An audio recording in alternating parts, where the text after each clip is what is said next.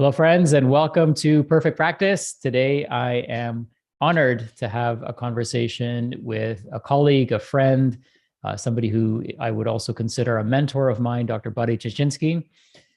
Buddy, thanks for joining me today. Always a pleasure to have a chat with you, Sachin. Thank you. So we have a ton in common. We went to chiropractic school together. We bleed chiropractic and believe in the innate power and wisdom of our body's own healing capacity. We also are functional medicine practitioners and entrepreneurs trying to innovate in the healthcare space. So always great to have conversations with you on a regular basis in our mentorship. But now what I wanted to do is have a conversation and kind of have our listeners be a fly on the wall in terms of what you've learned over the years and, what wisdom you could share with people moving forward. I titled this conversation, how mentorship and coaching is kind of a personal time machine for people where they can learn from the experiences, from the challenges, from the investments of other individuals. And of course, these individuals have to be willing to pour into them in order to share their wisdom and knowledge and experience. And I wanted to, dive into that topic. I know that you've got quite an extensive background in the healthcare space. You've got a background in coaching others and mentoring others.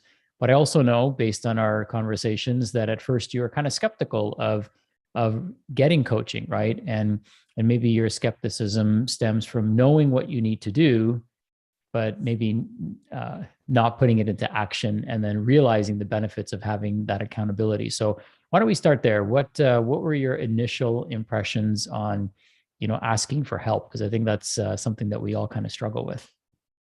Yeah, so it's something you talk about a lot. It's not knowing what you don't know, and that was certainly me coming out of chiropractic college. And I felt like I knew what I had to do, kind of. And coaching to me, or back then, I guess I knew of it more as like practice management, and that was something that was pretty prevalent in the chiropractic profession at the time, and I guess still is. But we heard all of these negative things about practice management companies and how they charge you a bunch of money just to tell you what you should do anyway. So I kind of came out with this negative perception in my mind, and of like, if I hire someone to help guide me or help coach me, coaching wasn't even part of my vernacular then. So coaching or mentorship wasn't even that at all. It was more or less this image of just company that would come in and kind of set up some rules for you to follow. And then you'd have your calls once or twice a month to make sure that you were following their rules, their system. And the whole reason I became a chiropractor myself was to kind of break the mold and not have to work for anyone. And I wanted to work for myself. So yeah, a combination of that negative perception of practice management companies and the desire to reinvent the wheel, so to speak, I just really shied away from getting any sort of help like that. Yeah, I think that's a common thing, right? Like even when I first started out in practice, I'm like, oh, I'm going to figure this out. And some of us are rebellious in that way. I find that the Mavericks, generally speaking, are the ones that kind of want to do things their own way or feel like, they know what they need to do. But there's probably, even in my case, I would say, I can speak for myself, some childhood trauma around asking for help and almost it being seen as a sign of weakness. So I wonder how much of that can play into people's inability to ask for help because they feel like they should know everything. I remember growing up, my mom just assumed that I would know how to do everything, right? So she assumed I knew how to fix cars. She assumed that I knew how to do home renovations. She assumed I knew how to do X, Y, Z. And I think that helped me because her belief in me was quite powerful, right? And sometimes just having someone believe in you gives you a new set of skills or new capabilities. But that also traumatized me because I grew up thinking I should know everything. And the more educated you are, the more you think you should know. But that may not always be the case. And of course, we don't know what we don't know. And when times are changing, practice our practice and health and knowledge and all those things are evolving. It's always great to get help from people who are probably just a few steps ahead of us. So, in practice, I remember, this name might ring a bell for some people. I remember I hired Dr. David Singer and went to one of his trainings and, was just kind of hooked on the idea of being held accountable. because I knew I had a strong work ethic. I knew that, given the right amount of direction and accountability, that, I would thrive. And that's what happened. If it wasn't for, one of his trainings on how to charge for a package of care, I might still be charging visit by visit. So that one tool really transformed my belief in myself. And I still remember selling my first package, to a friend of mine, John, and it was a patient of mine rather at the time. And it was just like this huge epiphany for me. I'm like, oh my God, I've been doing it this way all along. And now there's a new way of doing this and this new capability that I've acquired. So what's your first memory of practice coaching?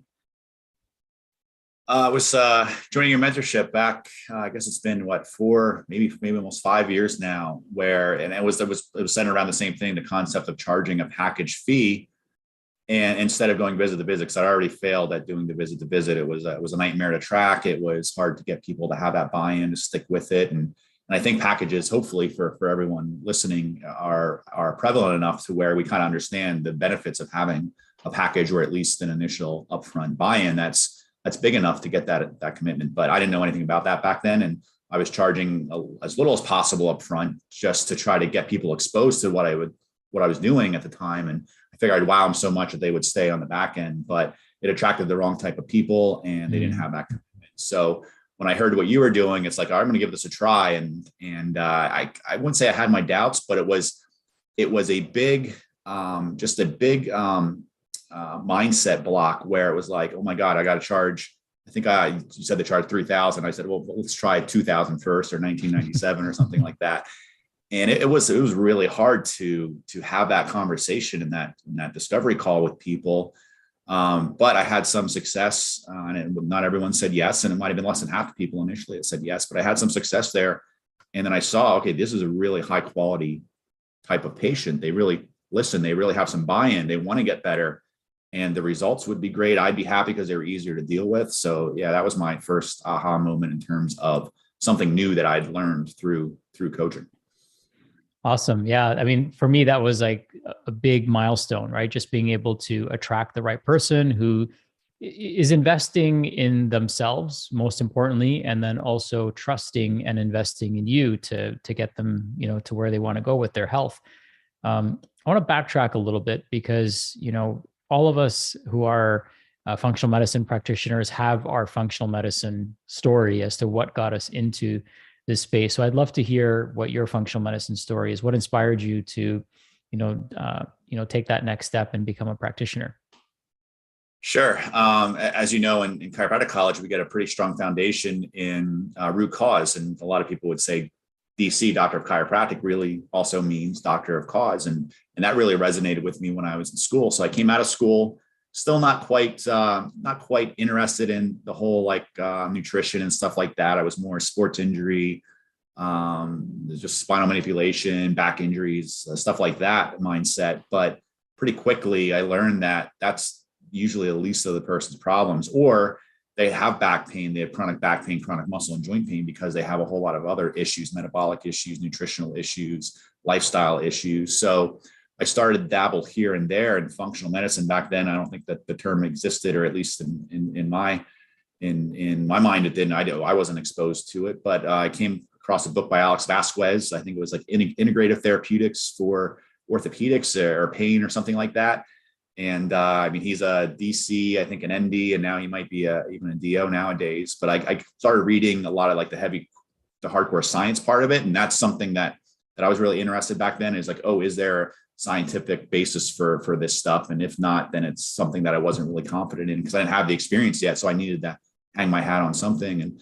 But still, I wasn't quite convinced yet. And I really didn't practice it much. And then I realized like 3, 4, 5 years in the practice that I was like 30, 40 pounds heavier than I am now. I felt like crap. I was just not ambitious at all. And I needed to do something.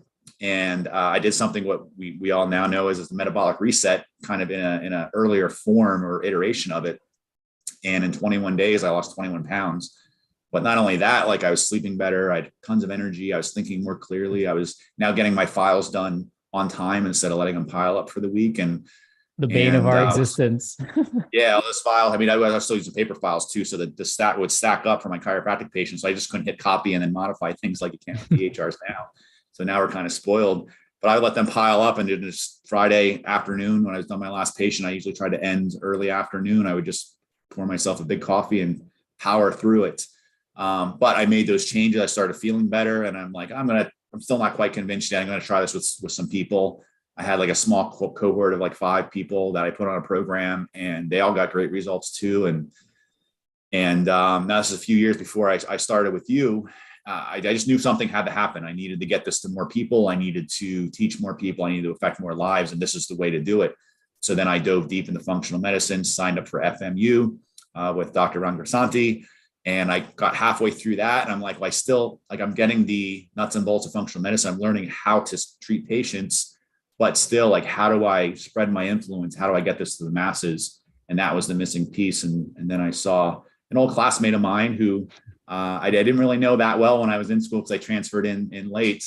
And then I went to my internship in Long Island. I think you stayed on campus in Seneca Falls. And I'm like, I've seen you more and more, and you're talking about all the things that I wanted to hear about and that people needed to hear. So that's when I learned more about what you were doing. And that's when I joined this group that I'm still an active part of to this day. Well, I'm so grateful that our paths crossed again, right? The miracle of the internet, and us putting our message out there. It's cool how it attracts the right people at the right time. And since then, not only have you been a member of our community, very active and contributory member, but you're also a coach. So it's kind of like coming full circle, right? Like at first kind of questioning the value of having a coach, and now pouring into others because others have poured into you. And I know that I can't take all the credit for your growth and success, because it does require you taking action. So I want to honor you for that. And you've had other people help you along the way. So let's bring some of those people into this conversation, and maybe we could talk about some of the other coaches that you've had that have helped you, or maybe even groups that you belong to that have helped you in your journey. Yeah, and it's a big group, and I'd probably miss several if I tried to list everyone. But I'll just say it ranges from like local groups around me. When I got out of school, it probably took me a few years to start to spread my wings a little bit and get the confidence to go to some of these meetings. But I went to Rotary Club meetings. My uncle had been part of those, and he said, "Hey, I'll introduce you to the local chapter in your area, and it'd be a good club for you to join to get to know people." And just having those conversations and going to what I thought was these boring old lunch meetings with these kind of old guys, which was, most of the club was probably like 75 or above. But I started going to these meetings twice a month, and the conversations you would have and what you would learn from people. Like the one guy in particular, he used to carry around a note card, and I'd see him pull it out every once in a while and jot something down. And the one day I said, "Well, the heck you got there? What are you doing there?" He's like, "Well," it's like, "my memory ain't what it used to be." And he's like, "I want to learn some like very specific things about people that are important." So like when you mentioned your wife's name, Susie, and you have a daughter, Megan, I jot that down. And that's something that it helps jog my memory. And then I'll look at that a little bit later on, then I commit it to memory. So next time I see you, I can say, "Hey, how's Megan and Susie doing?" So it was like little tricks like that I learned, ranging from that to a local men's group that I joined about a year and a half ago now, all different industries. And this group's nice with Perfect Practice because we're all doing about the same thing with functional medicine. We're all in healthcare, but there's something to be said about seeing what people in other industries are doing and understanding that all the problems that they have are all the problems that we have. And we all work through these things. And pretty soon you realize, well, everyone kind of has the same stuff going on, or at least similar stuff, or everyone has something going on. I'll put it that way. And there's a great lesson I learned last year about this time. Gentleman, he's probably, I don't know what he's making exactly, but he's really well off and he does very, very well. Super successful business, but he went through some personal stuff and all this stuff that I feel like, well, I got this headspace stuff and I lack this confidence, imposter syndrome. You get down in the dumps. You don't know, like some days you forget why you're doing this thing. And he was kind of having all of that and he was sharing it with us. And not that I'd like to see him suffering, but it was like, well, hell, there's like, that's something that I would go through. I wouldn't expect someone in his position at his stage in life. So he's nearing retirement and he's kind of at the pinnacle of his industry. it was almost comforting to know like, hey, we all got our own stuff going on and we all work through it, and we're all okay on the other end. So yeah, just being able to be a different part of those different groups and learn, and have private groups too. So Lions Club, you're at a luncheon, so you get to talk to people one-on-one there. And then in this private mentorship group, the smaller group, we do Zoom meetings, and there's 6 of us that meet twice a month and talk about things. And you start to learn about the stuff that you don't see on social media. So you see all the good stuff on social media, all the smiles and all the wins and stuff like that. So it's nice to see that nobody's perfect, and we all work through our stuff, and we all do okay. Yeah, I mean, I think that's powerful because it's important for us to know, like one thing I learned being part of Genius Network is similar to that, right? It's people who are in experiencing success, at least in their business. And we have to remember that there is more to somebody's life than their business. That's just one facet of the diamond, right? We have of course, our community, we have our family, we have personal relationships, we have all these things that make up the quality of our life. And just because we're successful in our business, it doesn't mean those other pieces have fallen into place. And so it's always like a great reminder that we all go through stuff. When I go to even my Genius Network meetings and what you're describing, the meetings that you're going to, because it reminds you that everyone's human, everyone goes through things.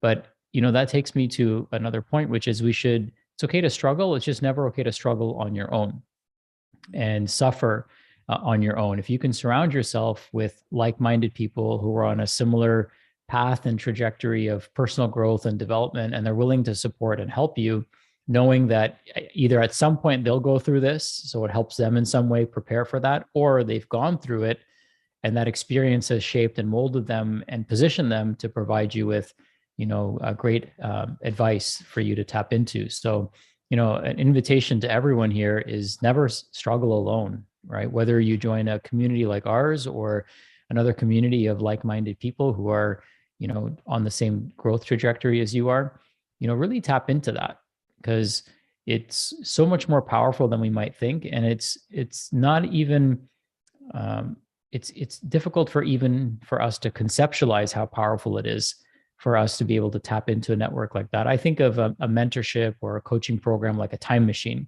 because let's say you go into this group that you're talking about, six other business owners that you're connecting with.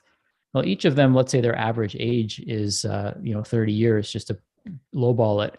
So you've got 180 years of life experience and thousands upon thousands of experiences that these people have been through. And so you're tapping into that. So you ask a question, you're not asking a person to answer that question. You're asking all of the time that they've traveled through to answer that question for you, right? And then you combine that with all the other people that are in that group and all the other people that have poured into them. I mean, the reservoir of knowledge and wisdom is essentially infinite. So, but if you were just trying to figure it out on your own, then it's just you, right? It's just your singular experiences that you've had that you can tap into. So I think it's really valuable for people to, find local communities. I would definitely say that's valuable, because then you get to meet people within your community that you can connect with, collaborate with, and network with, but then also virtually, because, as a functional medicine practitioner, there's probably not too many people in your town that, you could speak this language to. So then immersing yourself in a community where people do speak your language and truly understand the challenges that you might be facing, because you might be able to ask these people business questions, but you can't ask them patient-centered questions, right? Or specific challenges that you might be facing, or specific tools that you need to look into to solve specific challenges that your business might have. So yeah, I think definitely agree with you that, that's important to have that. Tell us a little bit more about how your business has evolved over the years. So you mentioned started off as chiropractic. I know you had a health food store at one point as well. Is that still up and running? Yep, that's located next to our chiropractic practice. We still have the health food store. So. Okay, awesome. So that's great. So you're a serial entrepreneur, and I know you've done group programs with your metabolic, and lifestyle reset, and now you're also shifting into a direct primary care practice. So tell us about that evolution, and what's inspired you to to kind of go back into the, clinical setting. And, maybe you can even talk about some of the ups and downs of building that out and leaving us some breadcrumbs as far as what you learned along the way. Sure. Yeah. So started with the traditional chiropractic practice, neck pain, back pain, stuff like that. Then, as we talked about, moved more into functional medicine, and the health food store kind of popped up along the way there because I'm in a rural area. So we needed the products and we needed the foods, organic foods, easily accessible to our patients. So it made sense to open that business as well. And had a couple of gyms along the way, which that was a mistake. And that was kind of a shiny object syndrome thing. Just because like to do something doesn't mean you should like to or need to run a business that does that thing that you like. But anyway, so now we're back to the functional medicine chiropractic, and then the pandemic hit. So of course, in-person stuff kind of took a major hit, and we went on quarantine here for a few weeks, pretty hardcore shutdown, 100%. And then after that, it was opening up slowly. But the plus side was it gave us more time, gave me more time to think about, well, what are the alternative ways of helping people if you can't see them in person. At the time, we had in-person only the metabolic reset program. So they would meet with our health coach once a week, meet with them in the beginning. There'd be phone calls, but for the most part, it was in person and one-on-one. There was no group component to it. Then in our circle, we all started talking about what can we do. There's groups. So James Maskell released his book called The Community Cure. Listened to that one day during the pandemic when I was out gardening, and that really resonated with me. And I said, you know what, that makes a ton of sense. And so we tested. We had our little beta group on Memorial Day of 2020, and it was the first time I really leveraged my full mailing list. And we hit it just right. And I hesitate to say this number because I don't want others to compare against it, but there are a lot of factors that made this work out just right. It was many years in practice, building a large list, building a following, and then hitting it just right in the pandemic. But we started with, I think it was 97 people in that first beta group. We also kept the cost pretty low because we wanted to get in as many people as possible. And that really showed us that groups are really, really powerful. And there was a lot of benefits in, again, I'll give a shout out here and a plug for James Maskell book. He talks about why groups work so well. And a lot of it was just building that community at a time when the community was kind of splintered because we had all this isolation and social distancing. And even before that in healthcare, we had all this stuff about HIPAA and patient privacy. And yeah, us as providers can't talk about your private information with others, but it almost gets to the point where it's repeated so much that you don't want to share your information with others, even though you might want to, and even though you might benefit from it. So it was nice bringing those people together to talk about things and talk about mentorship and coaching. We were able to fast forward results that they wouldn't have been able to see unless they went through all of the training that we do. So fast forward now, 2 more years, and I miss people. So I want to get more back in person. And also we saw an opportunity in our community since COVID kind of exposed a lot of weaknesses and a lot of kind of weak points in the medical system, that people weren't getting the care they needed. They weren't getting the individual attention. It's all really reactive care. So you get sick and like, okay, then we'll respond and we'll try to do something. There really wasn't a lot of support, especially in my area. So let's build a family practice that's kind of centered around all of the great concepts that we learn in functional medicine, centers around community, centers around proactive care, wellness type care, building healthy habits, eating good foods, and participating in community events and shopping local and finding your farmers, knowing your farmers. So trying to put all that together in one practice and giving people a way to kind of learn about all this stuff and things like blue blocker lenses, Oura rings, all that good stuff. And it's really hard to help people learn all that by just going live on Facebook and teaching the community. But when they're a member of your practice and they join your practice and they're looking to you for advice, well, now you have a more captive audience, and now we can do this thing right. So we can give them programs that help teach them and help support them through implementing all of this cool, innovative stuff that we talk about, along with the basics that's been there all along that people have just forgotten about. Yeah, it's kind of like a book club, right? So there's 1,000, tens of thousands of different books at the library. But when you get a group of people reading the same book, and in this case, learning the same information, then there's meaningful discussions that take place. There's interpretations that some people might receive and share that others may not, right? And so you get multiple different vantage points. And of course, people bring their own experiences to the community as well. In fact, what's really fascinating about community is that it's actually very desirable, because we always say never struggle alone, and many people in a one-on-one setting feel like they're the only one that's going through this problem. So you're actually creating and cultivating an environment for people to not feel alone anymore, to improve their quality of life because of the emotional health that improves and the hope that improves when they see other people getting results, when they see their own life transformation taking place, when they're able to take that information and share it with others. That fills their cup. It's kind of like very unique, like pouring into others also fills your cup as well, and you're a contributing member to the conversation. And interestingly enough, community actually increases lifespan and quality of life. So being alone is actually worse for you than smoking cigarettes is. So it's actually, quite fascinating that it actually is a modality. The fact that these people are in a community is a modality, just like healthy sleep and healthy nutrition and healthy breathing and all the other things that we talk about as a modality for their healing to take place. So that, it was beautiful to witness. Like, I know you worked towards creating a program, creating a nice environment and community, getting amazing results with clients. And I know that kind of has, transpired into now moving into a direct primary care practice. So tell us a little bit more about that. Like, what's that journey been like?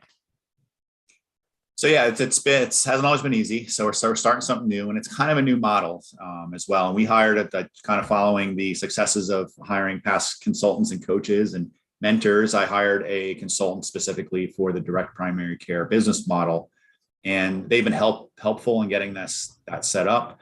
But when we're trying to incorporate functional medicine and chiropractic, that's something that's not quite in their wheelhouse. So when it comes to conventional stuff, they understand that they can teach it and they have a model for us, but we're still kind of out here.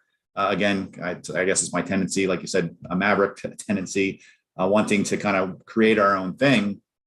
We're out here on the side trying to create our own thing, and it hasn't always been easy. And I've shared with you in private, and I've shared with other members of our council group that I'm just thankful for the work that I put in myself in the past several years. So everything that we talked about just now up until this point, how having a coach, having mentors, being a part of these different groups, along with all the stuff we learn in functional medicine, like self-care, like using the sauna on a regular basis, going to the gym. I've been going 3 days a week now for the past 6 months, and I wasn't always so perfect with it. And but it's all of those things to self-care, all of it working together to allow me to make it through some really tough points in the past month or so when things in the business didn't always go as planned. And when you're sitting here, and I've sat here at this computer right here, just staring at the screen, staring at spreadsheets, trying to figure out, well, how am I going to pay my people and how am I going to pay for the overhead when this big thing changed? And if it wasn't for all the work that I put into myself, who knows? I probably wouldn't have made it through, and maybe I just would have said, forget it. You know what? It's not worth it. I can't do it. I wouldn't have had the kind of the mental fortitude to make it through that. And maybe physically, just the stress would have crushed me. So I'm just thankful that I put in that work, and I feel like now it's just more of like, okay, that was kind of like, won't be my final test, I'm sure, but it was a big test, and it built a muscle that wasn't there before, wasn't as strong before. So now I can move forward and move on to bigger and better things and continue to grow to practice and just keep my eye on the prize, know what my ultimate vision is, and keep working towards that. Yeah.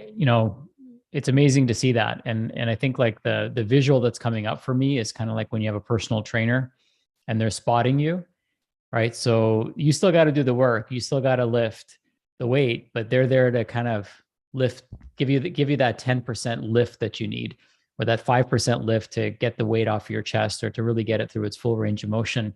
And that's where the hypertrophy and the growth takes place, right? Is knowing that you can carry a bigger load because you have that spot, right? And in this case, it's more of an emotional spot, right? Or a knowing that, hey, there's people here that can help me and support me. And I know there's some great connections that you built through this community as well that have played out in this journey as well. So, and I want to, and I'm sorry to cut you off, but I want to emphasize the point because you said it before and you kind of referenced it again. The big difference maker was that I could have went two ways during that tough time. I could have, to use the personal trainer analogy, I could have just went and worked out in my basement and maybe tried that heavy weight anyway and got crushed underneath it. Or, as you mentioned earlier in this conversation, you got to continue showing up. And that's one thing I said I was going to do between our group here and the other men's group I'm in. I'm going to show up. I'm going to share. I'm going to be vulnerable. And I'm going to lean on the wisdom of the entire group and the support of the entire group to get through it. And I believe that made all the difference in the world. Because if I would have, and this happens at times, we see this in our wellness programs with our functional medicine patients. Someone disappears and it's because they're not doing well and they feel ashamed or they feel whatever they feel, they don't show up and they don't get the benefit of getting all that support, making it through. So yeah, there's one thing that I could say to anyone out there watching is when times get the toughest, that's when you need to show up for yourself and show up with the support of others the most, even though you don't want to. That's the last thing you want to do is admit failure perhaps, or admit things are tough, because we try to be positive, the whole world tries to be positive in these groups. We try to share our wins. But I think it's important to share the struggles as well. Yeah, I think we mentioned this in a call we did last week, which is vulnerability is a superpower. And, there's so many different things and areas that we could ask for help in, but we don't, and we almost feel like we've got to have it all together in order for us to even be able to help others. But that next level of growth takes place with vulnerability. It's actually the stepping stone to that next level of, your personal character development as well. And, I remember even having a conversation with our council members where my shoulder was bothering me. And it was amazing, something that was bothering me for about 10 days at that point, and just really relentless and didn't seem like it would ever get better, by simply sharing with our community of this. I think during that call it was about 7 people, just sharing and getting suggestions and ideas and knowing that people actually care. Like, I truly believe that healed my shoulder. And within 2 days I was out skiing and it was like it never happened. And since then my shoulder feels better than even before this kind of strange, weird incident occurred.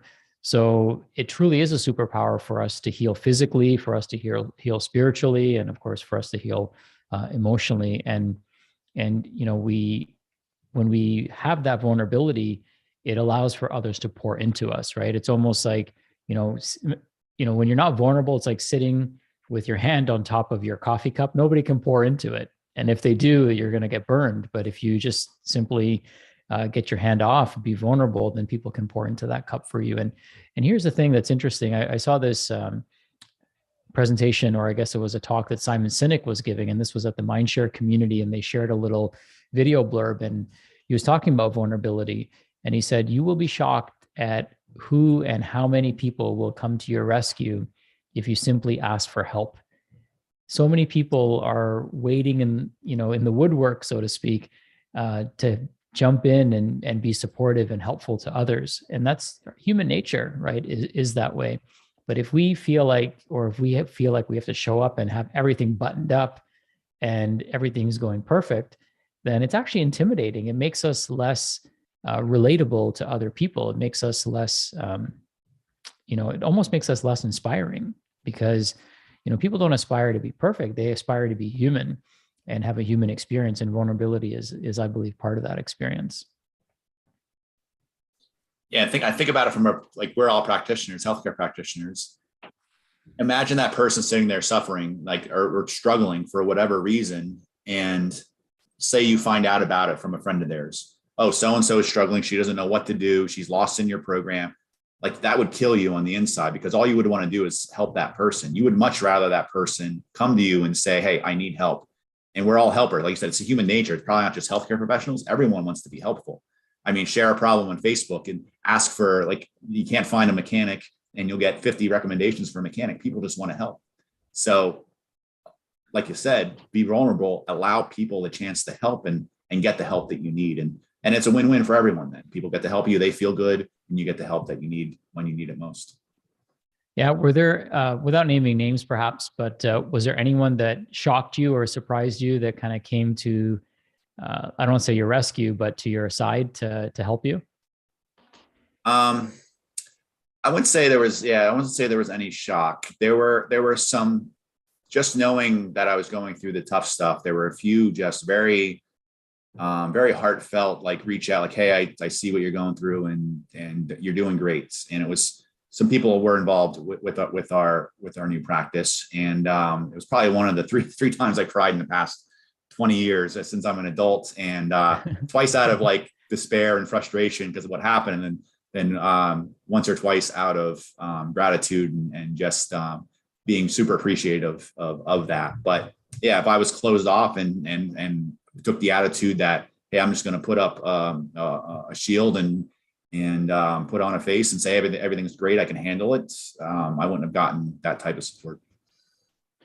So, somebody who's sitting here listening, maybe struggling, feeling alone, feeling unsupported, what are maybe two or three pieces of advice that you want to give that person? So one is just step back and look at the big picture. And when times got really tough, I just had to step back and actually it wasn't a conscious thing. It was, I had to go to work and see some patients, and it was a chiropractic patient that I'd helped in the past using our functional medicine programs. And they had said something that, wow, if it wasn't for this, it was a person that came down with the big bad virus from the past couple of years. And it just so happened that they were part of our Memorial Day group and had lost over 100 pounds in 2020 to 2021. Well, mid 2021, they got sick and they were in the hospital, and they had mentioned to their providers there, like, hey, what if I was another 100 pounds heavier? And they said, you probably wouldn't have made it. So it's stuff like that. And it's stuff that just almost on a weekly basis, I hear from people that they need help and they're not getting it anywhere else. And so when I hear those things, it's like, oh, this is why I'm doing this. And then I come home and I see my family, and it's like, oh, this is why I'm doing this. So it makes all those little things, those decisions that don't go your way, it makes them a lot smaller and a lot easier to deal with when you see what you're looking at doing within the big picture. And this is a book that you recommended, and I did a little exercise with Vivid Vision. And there's definitely some other things. Here's another one that I used on that tough day. What the heck is EOS? And it has you do like a 3-year, 1 year. Then it breaks it down from there. But yeah, the harder things to get and the worse, the further into the weeds you get, that's when you need to take a step back and look at the big picture and then work backwards from there. And then it doesn't seem so bad. So that's definitely one thing that I've done. Another is just to, as we already talked about, just keep showing up and keep plugging into the groups that you're involved in, and get help. Because if you don't let people know that you're struggling and that you need help, you're not going to get that help. And as we talked about before too, you get that wisdom of the entire group, because you don't know who's been through something like that before, or what book they can recommend, or what they can tell you to do, what strategy to use to help you pull yourself out of it. And then the third thing is just to self-care and keep investing in yourself, keep working. If I would have stopped going to the gym, stopped the sauna work, stopped doing some of the other stuff, I probably would have been a lot worse off, because physically I felt the pressure. And if I wasn't in decent shape and doing all that stuff, it would have been that much tougher. Yeah, you beat me to it. I was going to ask you what your self-care practices are. You said the sauna, you said exercise. Are there any other self-care tools that you found helpful? Yeah, so a couple non-negotiables are sleep. I've always been a night owl my entire life, and go to bed 11 o'clock, maybe fall asleep by midnight. Because once I hit that point, there's like a point of no return where I'm just up. And I'd listen to YouTube videos or podcasts, and then it could be good stuff too.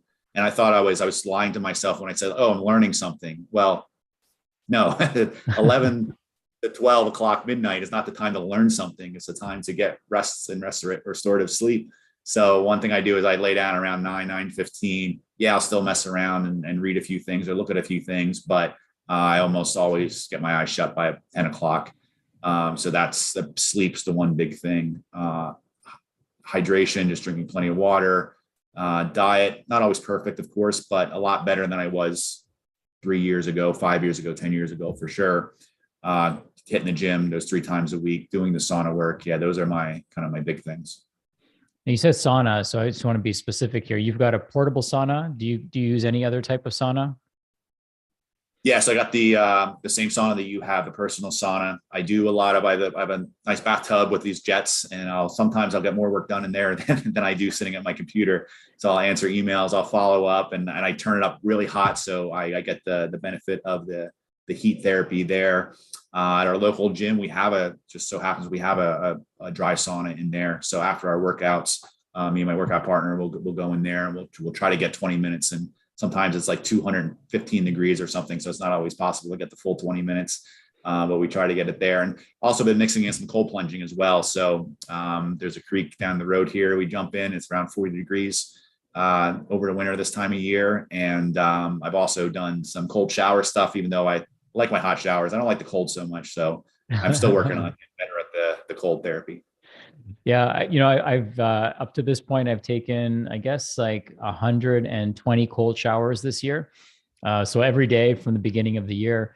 And I find I still dread it every single time I crank the water all the way cold. I still dread it, but I feel good afterwards. So it's kind of one of those senses of accomplishment that you feel. And what I practice when I'm doing the cold shower is slow, steady breathing. So I practice some box breathing. And this might be helpful if you want to kind of try it as I rotate. So I'll do 4 seconds of an inhale. Maybe the water is hitting my chest, and then I'll hold for 4 seconds, and then I'll rotate. So I'm like a kind of rotisserie human being, like in the cold. And I find that helps kind of break it up a little bit. So you're still getting that cold exposure, building that muscle, because if you can stay calm under something stressful like that, it kind of builds that resilience up. And I know you know that, but maybe that's helpful for you. I love this. I'd love to know, like, what are some of your personal, goals and objectives over the next few years, and what are some of your professional objectives that you hope to accomplish? Yeah, well, great question.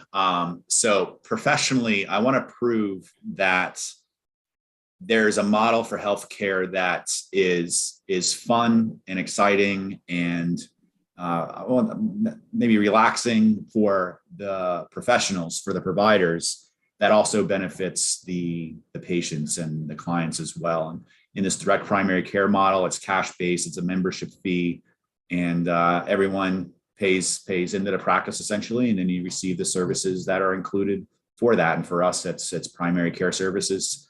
It's acute sick visits, it's chiropractic care, it's group health coaching, and then also weave in principles of functional medicine and have those, teach about the Oura ring, teach about the blue blocker glasses, all of that stuff, and then do it in a way where we don't have to rely on insurance. I think people are addicted to medical insurance, and that's probably true whether it's a single payer or government payer like what you have up there in Canada, or something here in America where we have private health insurers. To me, it's still the same problem. Someone else is paying for your care. Someone else is the boss of your healthcare. And there's a lot of pitfalls that go along with that, which we could talk about for a whole hour on its own. But I want to prove the model works, and I want to prove that providers can have their own practices and not have to go work for and serve a greater master, whether it's a large hospital system or a private healthcare system, because that comes with its pitfalls as well. And I want to show that we can build community, and we can do it the right way, and we can spend time with our patients. So start here in my little town of Orwigsburg, Pennsylvania, here about an hour and a half outside of Philly, up here in the mountains, prove that I can work here. And then who knows, maybe we have other locations that pop up later on down the road. And then we can help other providers kind of leave the system, save them from the conventional system. Because the one thing, since I've opened this practice, I've had probably a dozen different providers, whether they're psychologists, other physicians, RNs, PAs, NPs, call and say, hey, are you hiring? Because this system is killing me. I can't do this much longer. And I'd like to be able to offer as many of them jobs as possible, or at least show them like, hey, here's how to do it. And they can go and do it on their own and work for themselves. And personally, I don't know. I don't think about that quite as much, but I want to set these practices up in the way where I have plenty of time for my family and myself personally. I'd love to travel a whole lot more. We're going to Italy in 2 weeks. Nice. Me and my wife and friends, and it's the first time we're traveling to Europe.